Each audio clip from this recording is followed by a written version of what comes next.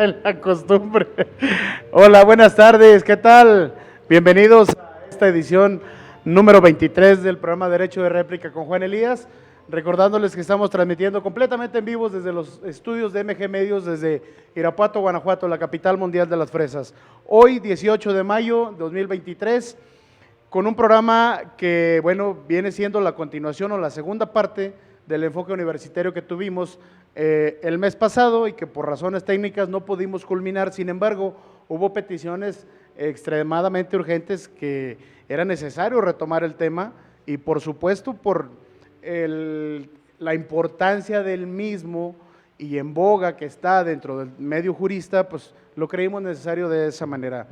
Hoy, con la ausencia del titular de este programa, Juan Elías, el doctor, que se encuentra de viaje, a quien le mandamos un caluroso saludo, que sabemos que nos está viendo. Y bueno, pues yo contento de en esta ocasión que me haya permitido sustituirlo dirigiendo su programa. Hoy contamos con la presencia y la colaboración nada más y nada menos que de nuestro licenciado, el apoderado Diego Marín. Don Juan, licenciado, bienvenido, buenas tardes. Buenas tardes, muchas gracias, maestro. Bien lo dice, ahora sí contamos con mi presencia. Estuve ausente el programa pasado, pero fue por cuestiones de trabajo, pero ya estamos de regreso y pues a darle a este programa. Vámonos con nuestros patrocinadores. Café Chimali, un café 100% orgánico, es un producto de HGC Nutrición y lo podemos encontrar en sus presentaciones como capuchino, canela, café natural. En sus redes sociales lo encontramos como HGC Red Irapuato. También tenemos a nuestro patrocinador que es Agua el Arbolito.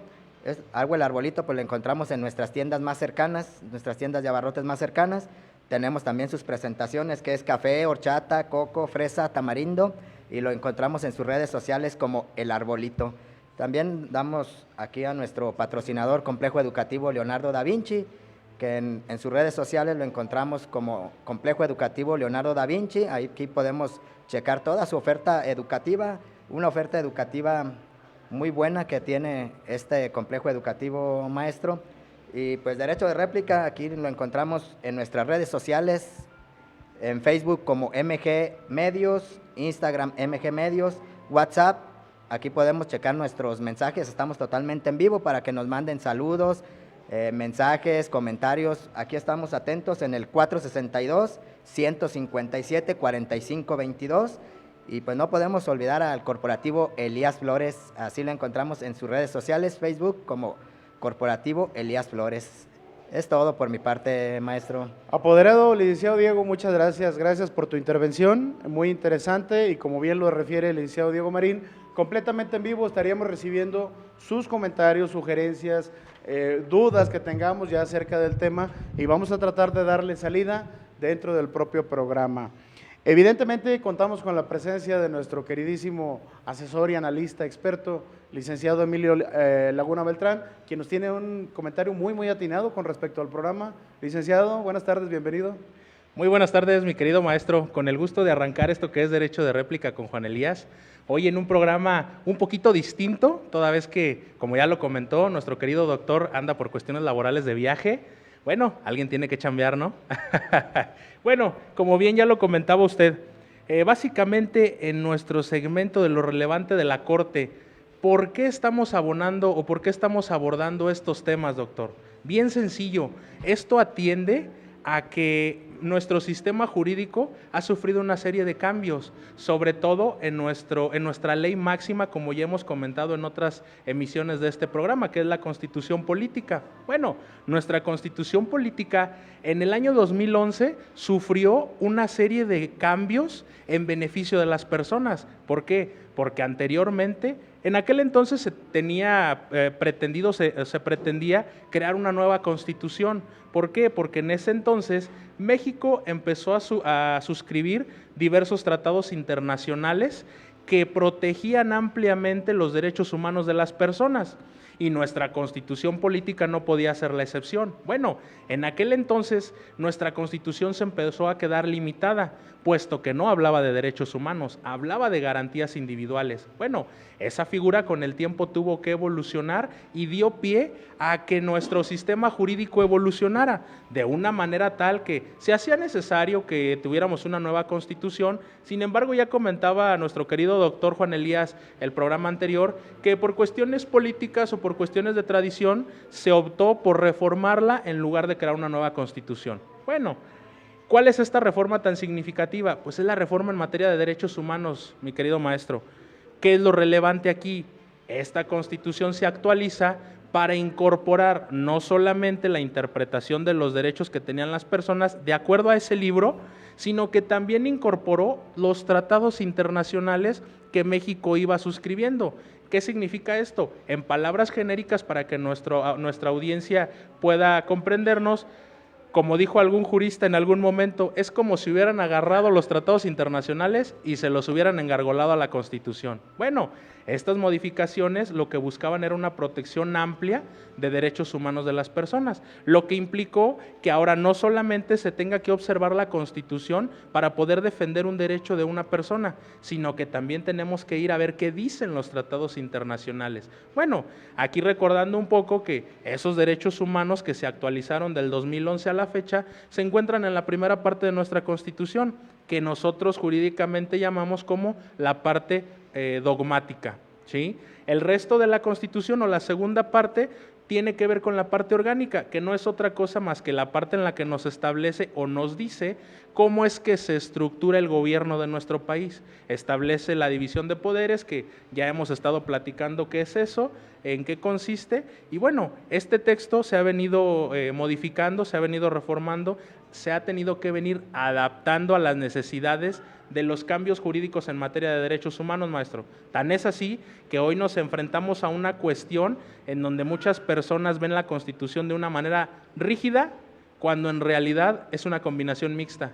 Nuestra Constitución ni es rígida 100% ni es flexible 100%, es mixta, es decir, existe un procedimiento que marca la propia Constitución para que pueda ser reformada. Bueno, tal es el caso del tema de prisión preventiva oficiosa, que es lo que nos tiene hoy aquí, maestro. ¿Por qué? Porque, bueno, la prisión preventiva fue declarada recientemente por la Corte Interamericana de Derechos Humanos como inconvencional.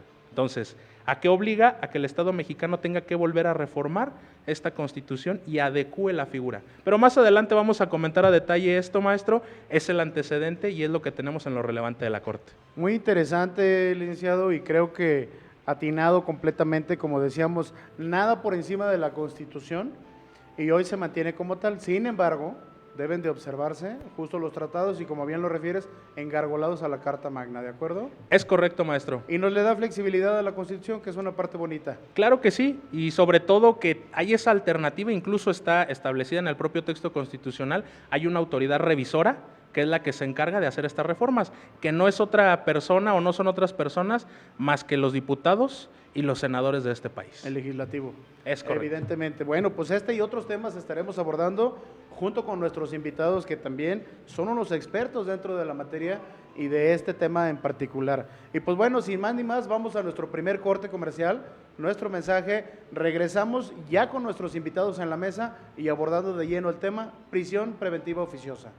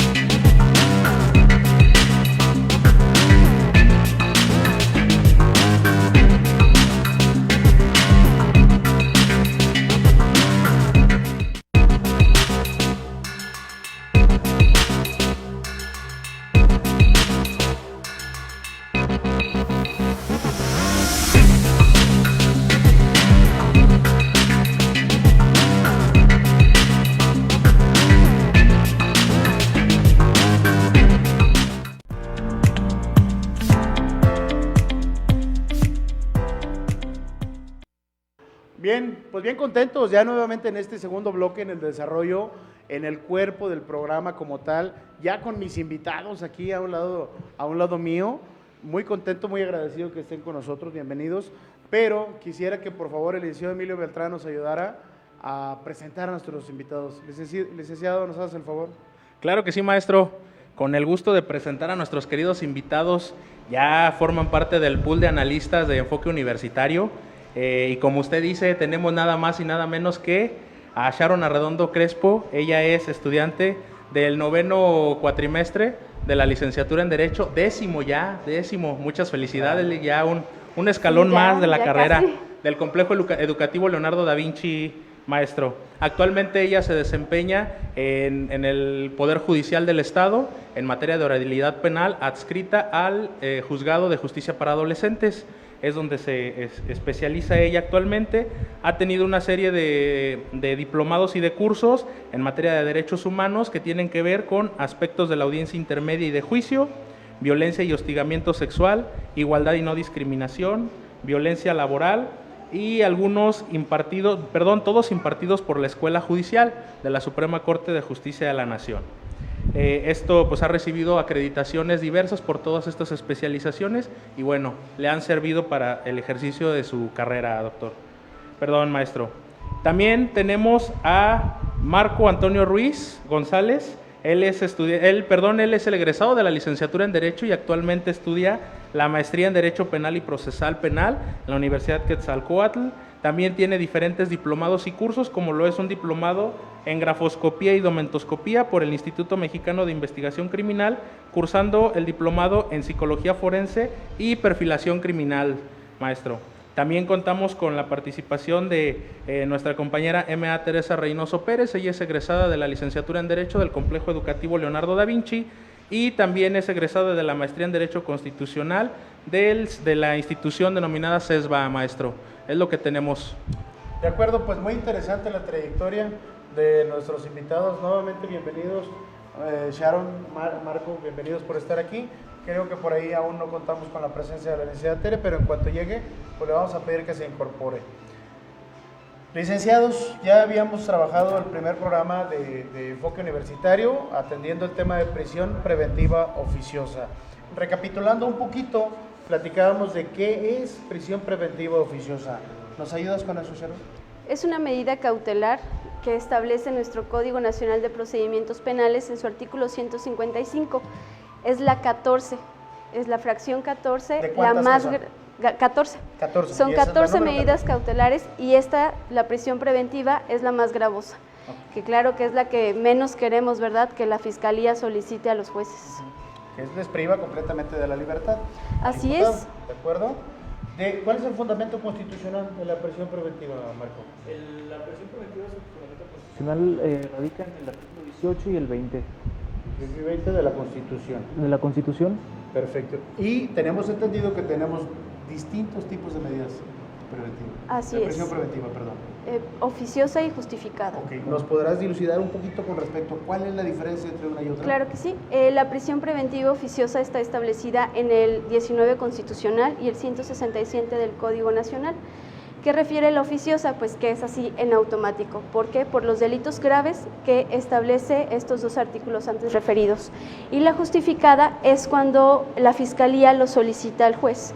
Cuando no hay otra medida o no la parte imputada no tiene arraigo dentro de la jurisdicción en la que estamos. Perfecto. El arraigo. Para entender el tema del arraigo, esto es una característica que debe de demostrar, en este caso el imputado, vinculado más bien, para poder garantizar su estadía.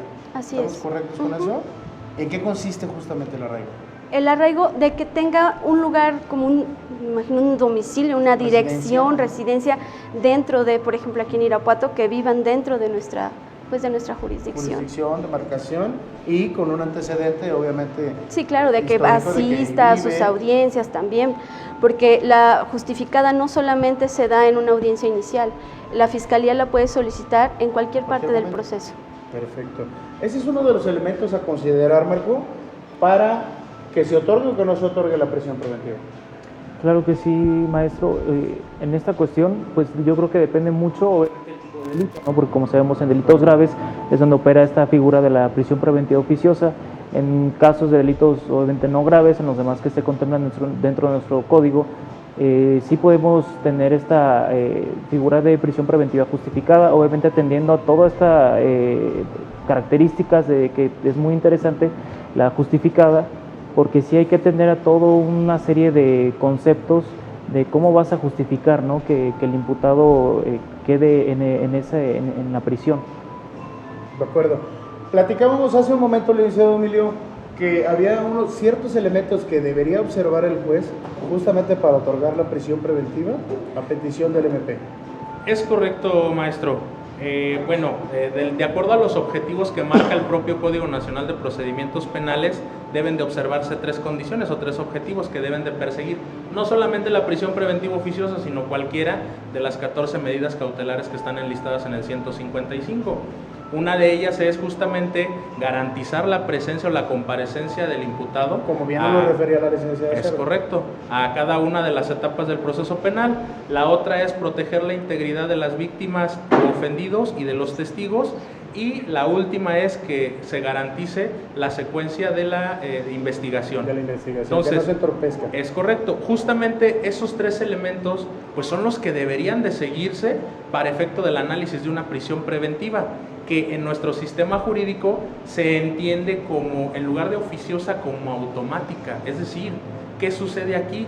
Se empieza a tomar, o se toma nada más el tipo penal y la gravedad del asunto para determinar que en automático merece prisión preventiva oficiosa, ¿sí? En lugar de tener en cuenta estos 3 elementos. Con estos antecedentes, licenciado, podemos adentrarnos al tema que nos ocupa el día de hoy, y justamente es eso, la eliminación de la prisión preventiva oficiosa, que hoy la Corte Interamericana le marca a México, le obliga, le gestiona, le sugiere. ¿Qué sucede ante eso, Eli? Bueno, justamente tenemos una sentencia de la Corte Interamericana que nuestros analistas invitados nos van a comentar los pormenores. Sin embargo, en términos generales, maestro, a lo que se refiere esta sentencia es, como ya comentaba en un principio, tiene por objeto, además de una serie de sanciones que fueron aplicadas en contra del Estado mexicano, es decir, de México como país, se encuentran 2 muy importantes que van a generar un cambio en nuestro sistema jurídico. Esto es en cuanto a la figura del arraigo y en cuanto a la figura de la prisión preventiva oficiosa. ¿Qué dice la Corte Interamericana? Ha determinado justamente lo que acabo de explicar, que los jueces no están cumpliendo con el objetivo para el que fueron establecidas las medidas cautelares y solamente se están basando en un catálogo, en una lista de delitos y en la magnitud de estos delitos, es decir, en qué tan graves o qué tan gravosos son para determinar si una persona merece ser privada de su libertad. Y le quita al Ministerio Público la carga de acreditar si los testigos o las víctimas o ofendidos se encuentran en riesgo, si el imputado se encuentra en riesgo de sustraerse de la acción de la justicia, o bien si la investigación presenta algún riesgo ante el supuesto de que el imputado se encuentre enfrentando su procedimiento en libertad. En libertad, evidentemente. Bueno, como bien lo platicaba el licenciado Emilio en el intro veníamos platicando de las reformas constitucionales que se dieron tocantes a los derechos humanos, se aplican a partir del 2011. Sin embargo, podremos decir que ya tenemos 12 años que se equipararon los tratados internacionales a la Constitución y hasta hoy brincan o salen a la luz o se tocan de una manera más reciente. ¿Por qué, licenciada? Porque en este caso fue porque tenemos 2 víctimas de esta, que fueron privadas de su libertad durante 17 años sin haber tenido una sentencia, e incluso nuestra misma Constitución refiere que una persona no puede estar privada de su libertad sin que haya tenido una sentencia antes de 2 años. Entonces aquí ellos fueron 17 años, pero por supuesto que en la sentencia que tuvimos que analizar hay muchas inconsistencias. Yo me voy más por temas políticos. ¿Por qué? Porque la víctima fue una regidora panista, así es, Ángeles. Entonces yo creo que fue más por cuestiones políticas por los cuales ellos tuvieron, ahora sí que sufrieron la gran privación de la libertad. Durante 17 17 años. ¿Cuándo y se salir, emite esta sentencia? Esta sentencia se emite en enero del 2023, el 25 de enero del 2023. Sí, Reciente. fue súper reciente. Relátanos un poquito, ¿qué dice la sentencia como tal? La sentencia como tal habla sobre, pues más que nada de lo que ellos sufrieron torturas. A ellos los torturaron para que pudieran dar su confesión de sí, yo lo hice. Entonces, pues esta confesión pues es completamente inválida. O sea, ¿por qué? Porque fueron torturados de 1000 maneras e incluso ellos metieron sus denuncias correspondientes ante Derechos Humanos y Derechos Humanos decía sí, ok, está bien, pero no daba más. Entonces ellos tuvieron que brincarse todo Derechos Humanos, todas las partes aquí, los órganos jurisdiccionales de nuestro país, y tuvieron que irse entre la Corte Interamericana para que esa corte dijera, oye, ¿qué está pasando, México? ¿Por qué no estás haciendo bien tu trabajo? Perdón. Y es gracias a esta corte que ellos pueden salir apenas en el 2019 y seguir su proceso en libertad, y son los primeros en tener sus grilletes. Sus grilletes, sus brazaletes, sus sí, son que le grilletes, llamamos. por supuesto que son grilletes, porque a pesar de que siguen su proceso en libertad, yo lo veo ese grillete como que no me puedo mover de cierta limitación, porque ya manda la alarma y vienen por mí. Entonces, como que seguimos violentando sus derechos. Pero se cumple lo que ordena la Corte Claro, se Interamericana, cumple. es decir, no los tengas en prisión preventiva, Así es. deben de seguir el proceso en libertad. Así es. ¿Esto es correcto, Marco? Así ¿Por es. qué se aplica de esa manera, derivado de una corte que no es de nuestro país? ¿Sí? Así es, maestro. De hecho, el tema aquí, la sentencia pues que estamos analizando, bueno, da parámetros muy interesantes, ¿no? Da criterios muy interesantes, en el cual, para mí, bueno, yo rescato de toda esta sentencia dos cosas, ¿no? La cuestión del arraigo y la cuestión de la prisión preventiva oficiosa. En la cuestión del arraigo, de ahí en la propia sentencia, en los resolutivos, menciona que debería dejar sin efectos e inaplicarse, ¿no? También debemos de considerar qué es dejar sin efectos, ¿no? Creo que nos queda de ver también un poco ahí en ese sentido, o qué es inaplicar, si se tiene que reformar o qué hay que hacer en esa situación en la cuestión del arraigo. Sin embargo, en la cuestión de la prisión preventiva sí es muy clara, oficiosa. Dice que debe eliminarse por no ser ajustada ante los derechos humanos, atendiendo a la libertad personal. No está compatible los tratados que firma nuestro país con la Constitución, ¿es correcto? Así ¿Eso es. lo hace flexible, como lo decía el licenciado Emilio? Así es, esto es un tema también muy criticado, ¿no? Porque entonces, si estamos hablando de que la Convención tiene un rango a la par con la Constitución, entonces tenemos ahí un tema de inconstitucionalidad y una incongruencia de parte de nuestro sistema jurídico. Esto precisamente es lo que genera choque de ideas, choque de opiniones, qué debe de, qué fue, qué es o qué debe de ser. ¿Estaremos de acuerdo? Pero bueno, antes de continuar, quiero aprovechar para darle la bienvenida a la licenciada Teresa Reynoso. Licenciada, bienvenida, buenas tardes, ¿cómo estás? Qué bueno, con el gusto de tenerte, Lick. Y bueno, pues poniéndote al tanto un poquito, estábamos viendo generalidades de lo que abordamos en el programa anterior, pero ya un poquito adentrándonos justamente en la sentencia que la licenciada Sharon nos hace favor de comentar, una sentencia del mes de enero de 2023 con respecto de un homicidio cometido en el Estado de México en el 2001. El del 2001 fue el homicidio a la regidora panista. A la regidora panista. Bien, licenciada Teresa, desde tu trinchera, tú estás dentro de seguridad pública en el municipio de Irapuato. Así es. ¿Estamos de acuerdo? Y actualmente, ¿en qué área te desempeñas dentro de seguridad pública? Como oficial. Como oficial. Oficial. Ok. Pero estuviste dentro de búsqueda de personas Así es. desaparecidas, estuviste juzgados cívicos, tienes una experiencia ahí, basta dentro de... Dentro de lo que cabe, sí. ¿De acuerdo? Bien. ¿Qué nos tienes que platicar con respecto de esta sentencia? Yo creo que tenemos diferentes posturas. ¿De acuerdo? Desde mi punto de vista, ¿por qué? Porque definitivamente tenemos, desde el punto de vista, de jurídico, como tal, sí tendría que tenerse una medida restrictoria de derecho. Obviamente, como mencionaban en la clase pasada, en el programa anterior, perdón, mencionábamos. Que al final se convierten en clase, aprendemos de Exacto, todo bueno, esto, sí, ¿no? La prácticamente. retroalimentación es sana. platicábamos precisamente sobre una restricción a ese derecho. En su momento le comentaba al profesor, al doctor Elías, no debería de ser así, puesto que esto violenta claramente el derecho de presunción de inocencia, como lo mencionabas en aquel momento, el derecho a la libertad y todo este tipo de situaciones. Sin embargo, como mencionaba la licenciada en aquel momento, y retomando esa plática que tuvimos, ella comentaba desde su trinchera, como bien dice usted, Sí. que obviamente que las mujeres estaban en ese estado de vulnerabilidad también de su propio derecho, además de los niños, los hijos.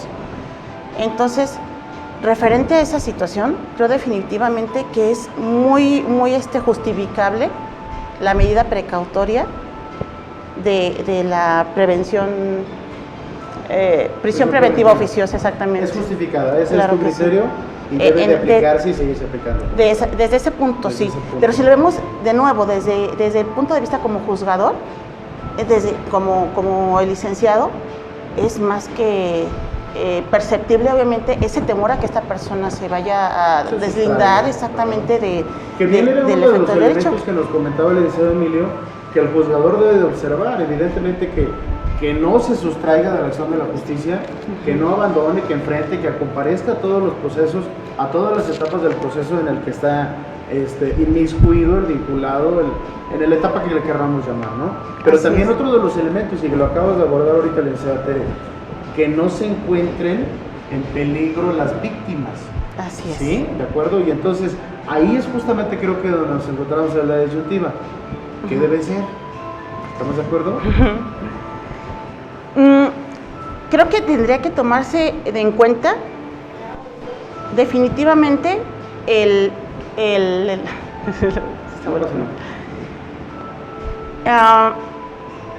análisis profundo de la situación legal de esta persona. Obliga al juzgador a hacerlo, ¿no? Exactamente. Me refiero definitivamente a qué punto llegamos de vulnerabilidad y qué medida es la que se va a tomar. Por ejemplo, tomando en cuenta, tenemos que tomar como abogados la carpeta de investigación y tener en cuenta si hay algún tipo de violación al proceso como abogado, pero tenemos estas dos aristas. Desde mi punto de vista, una es como juzgador, que la persona se acredite la culpabilidad. Si es que esta persona está bien, pero si la persona es sujeto de delito, tendremos que tener en cuenta los elementos necesarios, obviamente, para su protección. Entonces, si presenta esto una afectación a la sociedad, eso es a lo que me refiero, en globalizar y ver qué tanto hincapié tiene el delito de esta persona. Como Sus bien, antecedentes. exactamente, Sí. como usted bien menciona, dentro de la policía vemos cualquier tipo de falta administrativa, por ejemplo, que no podemos compararlo con un antecedente penal, obviamente. Entonces, no tendría que ser igual el castigo y sería diferente tomar una medida precautoria o una prisión preventiva oficiosa para esta persona, claramente, si no tiene los elementos necesarios. Eso, entonces, sí sería una vulnerabilidad a sus derechos humanos. A los derechos, de acuerdo, Exactamente. completamente. Licenciado Emilio, ¿tienes por ahí saludos? Maestro, sí, algunos saludos, pero antes de eso, ahorita que se está tocando ese tema, uno muy interesante aquí que voy a abordar de la siguiente manera, justamente para nuestros analistas. Nos dice una persona que no se identifica quién es, pero tiene número de teléfono con clave 477 y nos dice, ok, hablan de una sentencia donde dice que la prisión preventiva oficiosa se debe de eliminar. La pregunta es, ¿ustedes consideran que todas las personas que se encuentran privadas de su libertad deberían de salir por esa condición? Yo aquí lo dividiría en tres. La visión que tiene la Fiscalía desde esa trinchera, la visión que tiene el órgano jurisdiccional desde la visión del Poder Judicial y una visión constitucionalista como es la de la licenciada Tere. Para comentarlo, maestro. Y hoy cubrimos los tres perfiles con nuestros invitados. Correcto. Perfectamente. Atendiendo justo el cuestionamiento que nos hacen llegar, le decía don Marco, ¿qué opinas? ¿Se debe de eliminar? Yo creo que es una cuestión de aplicación que le corresponde, yo creo que un gran porcentaje acá a mi compañera en el ámbito de los juzgadores, porque yo creo que, bueno, al menos en Guanajuato tengo que reconocer que dentro de las audiencias en las que he asistido, en que son delitos de carácter oficioso, que obviamente ameritan prisión preventiva oficiosa, yo creo que el Ministerio Público, aun si tiene, no sé, por decir, 3 datos de prueba que le ayuden a establecer esa probabilidad que así te exige nuestros instrumentos normativos, aún así el juzgador te hace el cuestionamiento, ¿no? A ver, no quiero que me hables más, quiero que precises más. Entonces yo creo que, y se toca mucho aquí en Guanajuato esa cuestión, y creo que es digno de reconocer, pero también para nosotros mismos como Fiscalía, como representación social, que también el Ministerio Público hace muy buena labor en este sentido, ¿no? O sea, sí recaba los suficientes datos de prueba que nos pueden dar la probabilidad o la suficiente probabilidad de que esa persona cometió el delito, ¿no? Obviamente depende el caso concreto, en lo que comentaba aquí en los comentarios que nos hacen llegar, pues depende, ¿no? Y también atendiendo aquí al criterio que ocupa mi compañera, que nos menciona que depende también el tipo de asunto, ¿no? Sabemos que hay asuntos, que hay personas que dentro de nuestra institución sabemos que tienen algunos antecedentes, ¿no? Por eso a veces consultamos, y es nuestra obligación también consultar dentro de nuestro sistema institucional el perfil de esa persona, ¿no? Es parte del trabajo de la Fiscalía. Así es. Evidentemente, poder llegarle de los mayores datos o de los elementos como para poder dilucidar a un juzgador, ¿correctamente? Sí, hacérselos ver al juez y decirle, exponerle todo ¿Y esto. que le bastan al elemento ciertos datos de prueba o indicios inclusive en alguna ocasión para hacer la solicitud Así es. y sustentar su aplicación? ¿Estás de acuerdo con eso? Sin embargo, en lo que respecta a la eliminación de la prisión preventiva oficiosa, ¿cuál es tu opinión con respecto a eso? Opinión personal. ¿Debe de eliminarse? ¿Debe de mantenerse? Yo creo que debe de mantenerse, sin embargo yo sé que está toda esta cuestión de que es contradictoria ante los derechos humanos, ante diferentes convenios que hemos, que México, que nuestro país ha reconocido, pero sí yo creo que debe de mantenerse. Pero también hay una cuestión muy importante que luego a veces sí, para mí es importante mencionar, ¿no? El tema de la revisión de medidas cautelares. Porque yo cuando estuve en la unidad de medidas cautelares, trabajando ahí dentro de la unidad, me daba cuenta de algo, aunque no eran delitos de carácter oficioso, pero sí me daba cuenta de una situación que los abogados no solicitaban la revisión de medidas cautelares, pese a que había ya variado las condiciones, no solicitaban la revisión de medidas cautelares. Entonces, yo a veces teniendo ese acercamiento con los imputados le decía, bueno, es que ¿por qué no le solicitas a tu abogado que pida una audiencia de revisión de medidas cautelares toda vez que las condiciones para mí han variado? ¿Por qué? Porque has estado cumpliendo, porque tus condiciones ya han cambiado de alguna u otra manera. Y sí, o sea, se los exponía de esa manera, se iban, normalmente eran una de las medidas era, no sé, firma, y al mensual, ¿no? Y al siguiente mes que venían me decían, no, pues es que sí la solicité, mi abogado sí la solicitó y sí me la otorgaron. Por supuesto, claro, y digo, hablábamos que eran 14 las medidas, ¿no? Y como bien lo dices, si ya durante el proceso las condiciones han cambiado, pues ahora ya están en condiciones, pero ya estamos dentro de, ¿no? Aquí estamos hablando de la aplicación desde el inicio, que bien lo referencia hace rato, licenciada, en cualquier parte del proceso se puede solicitar, pero bueno, ¿la prisión preventiva oficiosa debe eliminarse? ¿A criterio propio? Propio, personal. No debe de eliminarse. ¿Por qué? Porque tenemos nuestro catálogo de delitos graves, homicidio, violación. Para mí, esos debe de ser en automático. Por supuesto que ya es en automático cuando la Fiscalía le presenta al juez pues todos los elementos necesarios para decir, sí tiene razón, sí se acredita, eres oficioso. Entonces yo creo que sí debe continuar. Y haciendo como que un paréntesis, sí. Hablaste de las medidas cautelares, que el abogado debe de solicitar al Poder Judicial una audiencia de revisión de medida cautelar. Eso es muy interesante porque en el lugar donde me encuentro ahora laborando, materia para adolescentes, de oficio, nosotros cada mes detonamos audiencia de revisión de medida cautelar, sin necesidad de que una de las partes procesales no la solicite. No, nosotros inmediatamente, pero es cuando el adolescente se encuentra en internamiento. Entonces, y está cumpliendo con ciertos requisitos. Así es, entonces si cumple el adolescente con requisitos o va mejorando, puede llevar su proceso en libertad. Entonces es algo muy bonito lo que tiene la justicia para adolescentes, es la reintegración social. Y acá con nuestra prisión preventiva oficiosa, es una pena, es el castigo. ¿Cuál es tu castigo? La privación de la libertad. Una pena anticipada. Así es, Podríamos llamarlo una pena anticipada, un castigo. Pues sí, se escucha feo, pero es verdad. Es verdad. Sí. Me faltó ahí hacer un paréntesis también. Hablaba yo de la revisión de medidas cautelares en delitos no oficiosos, pero también operan delitos oficiosos, ¿no? Porque creo que los abogados tampoco no se atreven a detonar o solicitar una audiencia de revisión de medidas cautelares, pero también hay otra parte, los jueces tampoco no se atreven, o me imagino yo que no se atreverían a dictar, pues ahora sí que alguna otra resolución diferente, ¿no?, a la que ya previamente han Sin embargo, exponiendo los cambios de condiciones durante el proceso, probablemente ya se dio la reparación del daño, ya se cumplieron ciertos elementos y creo que no se pierde nada con intentarlo. Así ¿Estaremos es. de El no acuerdo? tal vez está seguro, Pues claro, pero ya lo creo que sí tenemos, podremos ¿no? intentarlo. Antes de.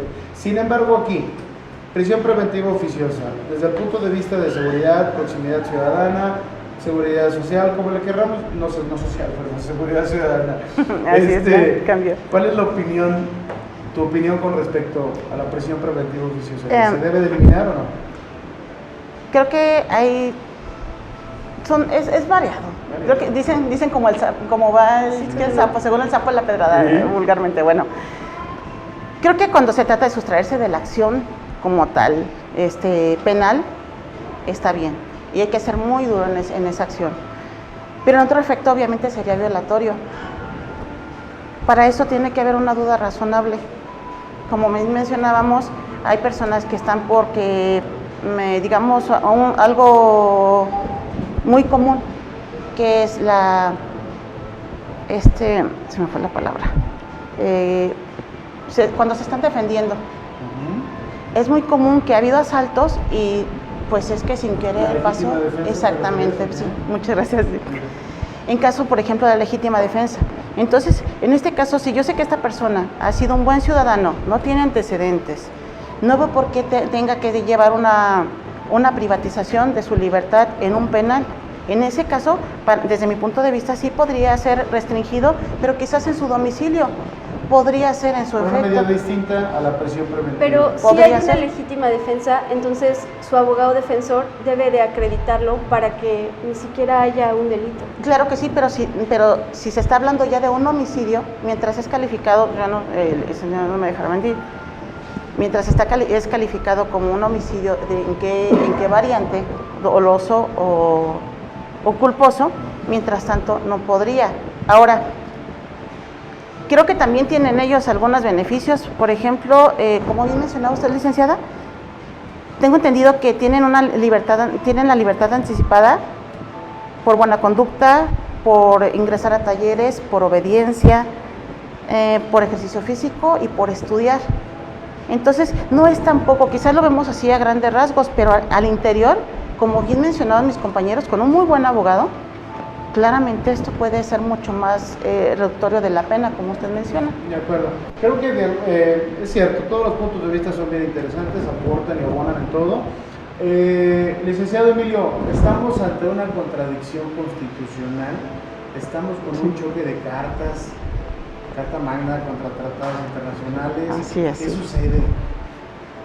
Fíjese, maestro, que es un tema muy interesante y aquí me va a permitir diferir un poco de nuestros analistas. De acuerdo, de eso trata el programa, ¿eh? Así es. Este tema hay que verlo con una lupa o con una óptica convencional, ¿sí?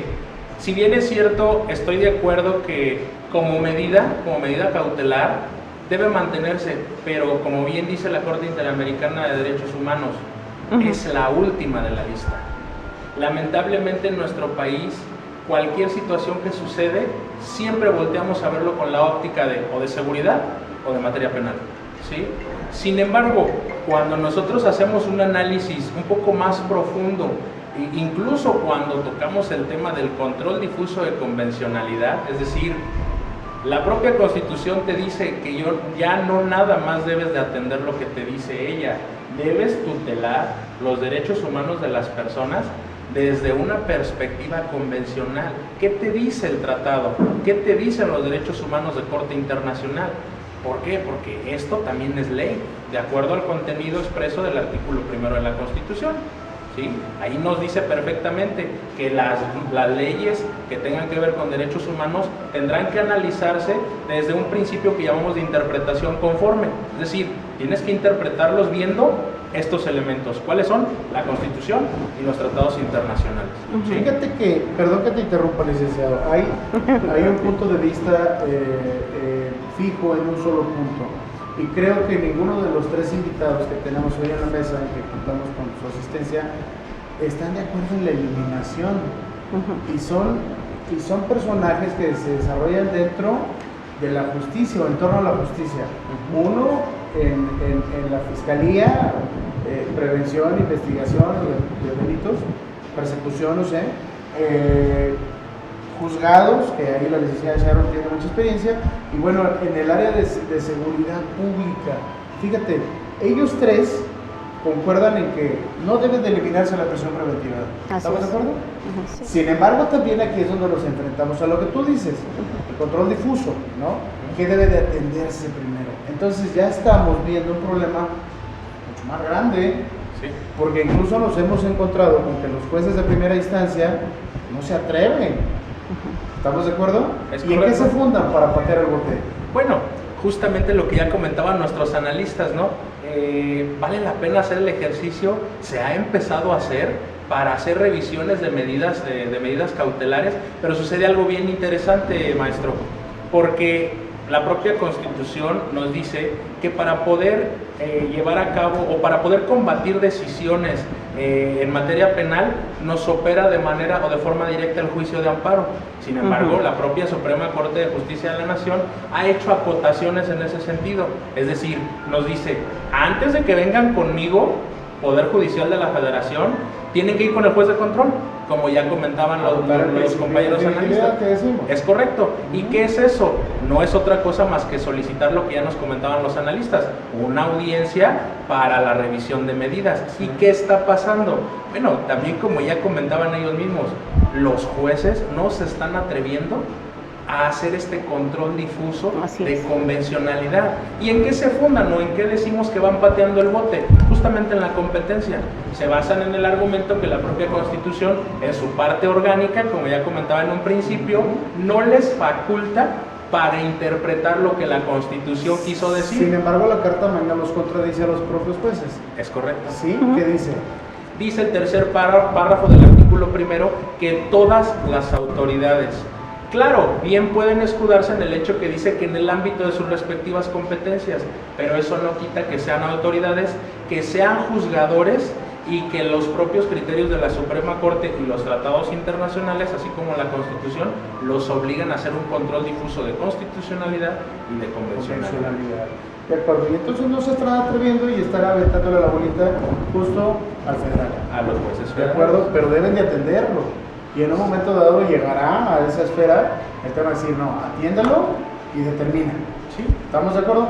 Muy a pesar de que nuestros analistas no están de acuerdo con el tema. Pero ya nos estamos encontrando entonces, como bien lo dijiste en el intro, hubo una reforma, pero creo que debería de haber una nueva constitución. ¿Será lo ideal? Tendría que ser lo ideal, maestro. Vamos a preguntárselo Perfecto. a los expertos. ¿Qué opinas ante eso, Marco? Ya tenemos un choque, ya se igualaron los tratados internacionales que suscribió nuestro país y que incluso chocan o contradicen muy buena parte de lo que dice la Constitución. ¿Solamente debe reformarse o debemos hacer una reestructura más profunda de la Constitución?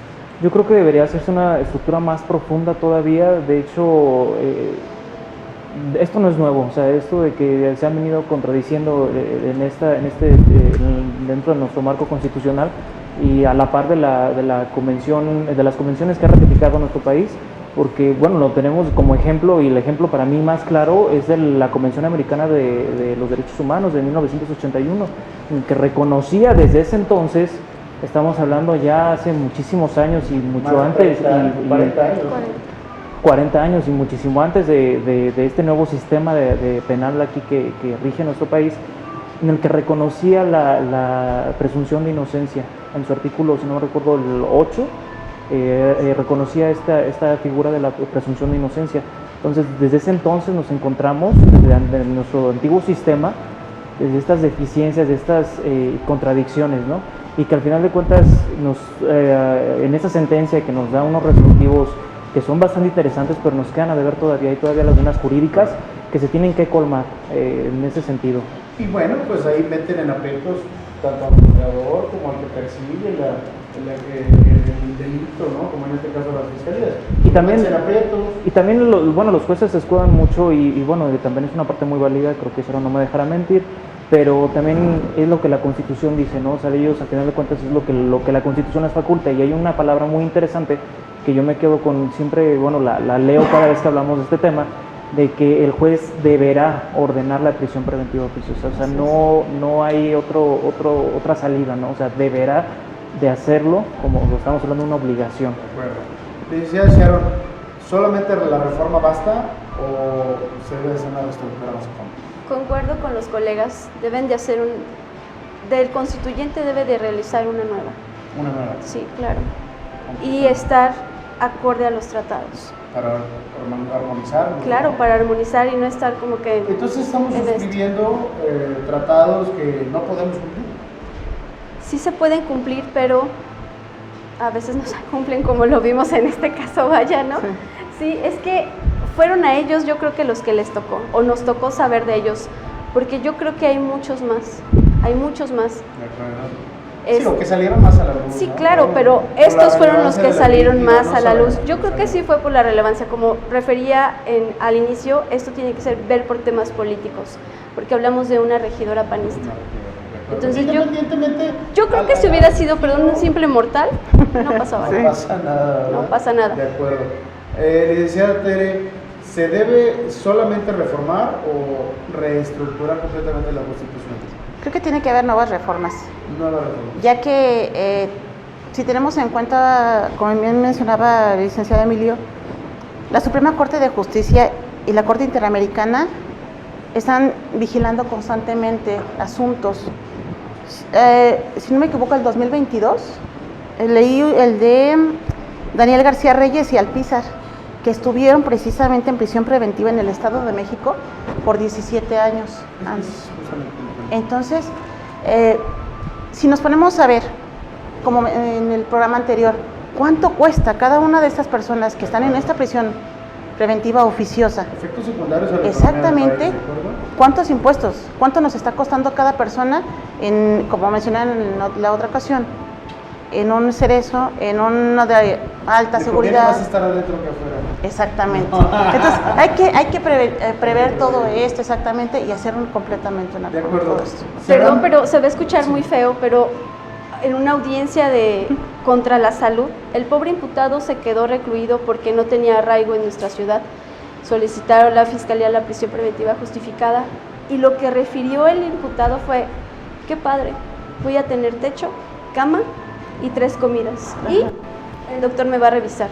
O sea, entonces, aparte de nuestro sistema penal acusatorio, ¿qué más está pasando en México? Porque de todo hay un porqué. Algo está haciendo mal también nuestro país para que tengamos tantos reos, tanta población. De acuerdo, incluso sobrepoblación. Sí, en hay todos los Exacto. sobrepoblación. sectores. Tan solo en algo tan sencillo como el cerezo, el torito, El etc. turista, se le pasa mejor en Nochebuena ya. Exactamente. Sí, ¿Cuántas se la viene- personas por posible comisión de un delito están ahí? Pues les va mucho mejor. De acuerdo.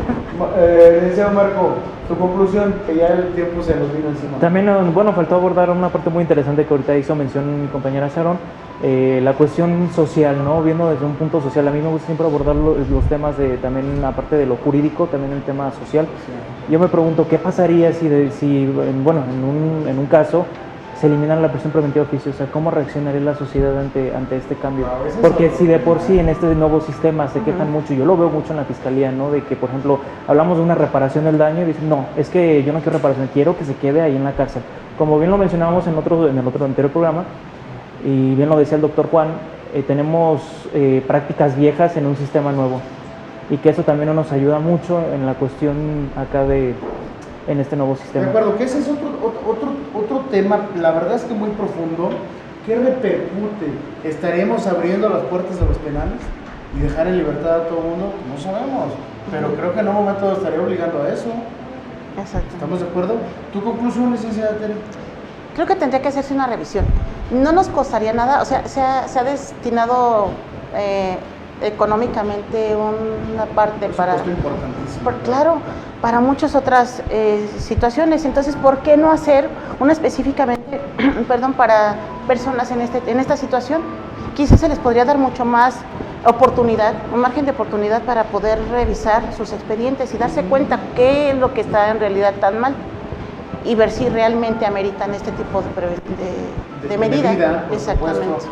Gracias, licenciada Sharon, ¿tu conclusión? Mi conclusión es de que no solamente debemos de juzgar a nuestros juzgadores, vaya, yo creo que nuestros jueces les pesa la toga, en serio, es algo muy complicado para ellos dejar a una persona privada de su libertad. Entonces, no nada más creamos que los juzgadores de manera automática los meten ahí. O sea, no, ellos también tienen que analizar lo que les da la fiscalía para poder dar sus resolutivos o su fallo. Y visto desde otra óptica, no solo cuánto les pesará dejar a una persona adentro, sino soltar a una También, sabiendo que es culpable. claro, porque se escucha mal, pero supongamos que un defensor particular tiene como cliente a un homicida. ¿Y cuál es el trabajo del homicida? Pues privar de la vida. Entonces, ¿qué tal si el día de mañana este homicida sale y hace su chamba y priva de la vida a algún conocido de su defensor? Que ahí también sería es un algo tema muy feo. a revisar, Claro. la reincidencia Así es. del liberado, ¿no? Que también tendremos que Sí, observar ya esa de parte, medida ¿no? cautelar, yo Ya- creo que también. Ya socialmente observarlo desde ese punto de vista. Así es. Pues, licenciado Emilio, tu conclusión, me liga al tema. Maestro, rápidamente acotar dos pequeños temas. De acuerdo a una nueva constitución, sí, lo ideal es que se haga. Sin embargo, creo que las condiciones sociopolíticas del país no nos lo permiten en este momento. Y dos, pues que a manera de conclusión, ofrecerle mi opinión personal a la audiencia de que no deben de temer. La prisión preventiva no va a desaparecer. La Corte Interamericana no ordenó que desaparezca. Lo que ordena es al Estado mexicano adecúa tu marco normativo, que deje de ser automática. Es decir, le va a aventar 2 cargas más al sistema. Es decir, a la fiscalía la va a poner a que le chambie para justificar la necesidad de esa medida, y a los jueces les va a aventar la pelotita de la decisión de determinar si es suficiente lo que la fiscalía argumenta o no para que una persona sea privada de su libertad, como bien decía la licenciada Sharon. De acuerdo. Pues agradecerles, Marco, Tere, Sharon, su presencia, la verdad es que es muy valiosa para este programa, para este canal. Muy interesante, y yo quiero en este momento comprometerlos pues a que haya un nuevo encuentro con otro tema. Es que ya vimos que van saliendo unos y otros, parece full puesto, ¿no? Le va dando tentáculos a todo. Pero bueno, agradecerles de favor, agradecerles de lleno que nos hayan acompañado y aceptado la invitación. Es un honor para nosotros tenerlos. Y bueno, pues esperamos tenerlos nuevamente. Gracias a ustedes.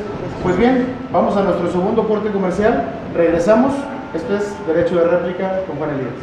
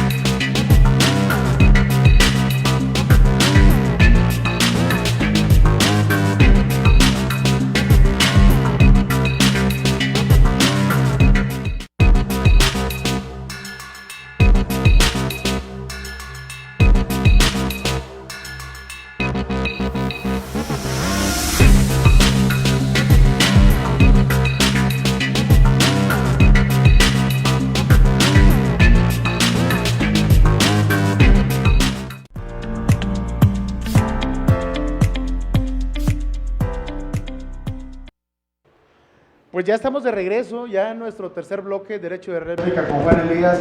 Licenciado Diego Marín, ¿tenemos saludos? Claro que sí, maestro. Tenemos un par de saludos por aquí. El licenciado Alain Larios Palafot dice que un saludo para el licenciado Lalo Elías, que es un gusto verlo conduciendo el programa Sí, el día de hoy. Lo conocemos. Rosa María Hernández dice que un saludo para el corporativo Elías Flores. Dice que mucho éxito para el programa y que damos temas muy importantes. De acuerdo, pues gracias por la intervención, licenciado Diego, gracias por acompañarnos. Enviamos un saludo afectuoso a nuestro amigo Julio Alberto Blas, que por ahí está siguiendo la transmisión, a Agustín Cantú de la ciudad de Villahermosa, Jorge Durán, a Gustavo Reynoso de la ciudad de León, Guanajuato. Gracias por seguir atentos a la transmisión. Y pues bueno, nuevamente darle las gracias, licenciados, el mejor de los éxitos en sus actividades. Y repito, que esperemos que haya una nueva oportunidad que nos acompañen. Y pues aprovechando ya estos últimos momentos, enviamos saludos a los maestros, a los estudiantes que estuvimos festejando durante la semana. Y bueno, pues enviarles un saludo afectuoso a todos y a cada uno de ellos. También recordarles que la próxima semana, que es jueves 25, ¿no es, Marco? Sí, 25. Sí, por ahí ya tenemos nuestro siguiente derecho de réplica. Le vamos a pedir a producción que nos ayude. Muy interesante, por cierto. Muy interesante, por cierto. Tenemos con el tema la actual justicia penal para adolescentes, y para ello nos va a hacer el favor de acompañarnos la doctora en Derecho, Marta Elisa Loreto Mujica. Ella es una defensora pública especializada en materia de adolescentes, que bueno, para eso ya lo vimos y la licencia no nos dejará mentir, se requiere hay conocimiento especial, muy específico, con puntitas. Es bien bonito, ¿verdad? Pero al final de cuentas se requiere cierto conocimiento específico. Es muy bonito, pero sí hay que estar especializado en el tema para adolescentes. ¿Por qué? Porque requiere hacerlo más meticuloso, mayor cuidado y mayor vigilancia, no nada más por parte del Poder Judicial, sino también la Fiscalía Especializada. Sí, de acuerdo, creemos que hay una especialización ahí muy buena, muy vasta, inclusive tanto por el Poder como la Fiscalía, y bueno, contaremos con la presencia de una experta en la materia completamente. Y pues bueno, agradeciendo la oportunidad del doctor Juan Elías, que hoy pues lo tenemos de viaje por cuestiones de trabajo, que nos permitió sustituirlo en su lugar, esperando hayamos complacido, haya quedado complacido con el trabajo de nosotros. Pero bueno, agradeciendo nuevamente el favor de la atención, recordándoles que nos vemos la próxima semana en vivo completamente, jueves 25, en punto de las 7 p.m. a través de MG Medios Televisión. Y recordando, como bien lo dice el titular, recuerde que aquí siempre tiene derecho de réplica.